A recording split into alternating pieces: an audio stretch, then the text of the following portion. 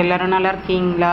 இன்றைக்கி சூப்பரான ரெடிமேட் மாங்காய் ஊறுகாய் தாங்க பார்க்க போகிறோம். டக்குன்னு செஞ்சு விருந்தாளி வந்தால் டக்குன்னு வச்சுக்கலாம். விருந்தாளி வந்தால் ஒரு 5-6 பேருக்கு சாப்பாடு வைக்கிறேன்னா இந்த மாதிரி செஞ்சு வச்சுக்கலாம்.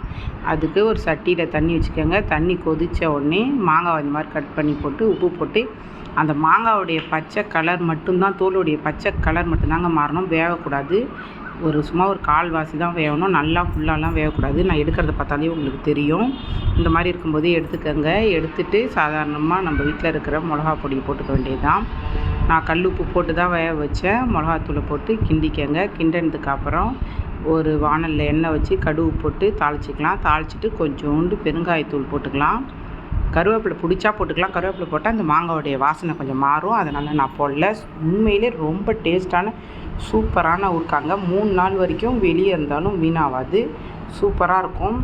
மாங்காய் மட்டும் நல்லா வேகக்கூடாது, மென்று சாப்பிட்ற மாதிரி இருக்கணும். அப்போ தான் ஊறுகாய் நம்மளுக்கு சாப்பிட்ற அந்த ஃபீல் இருக்கும்.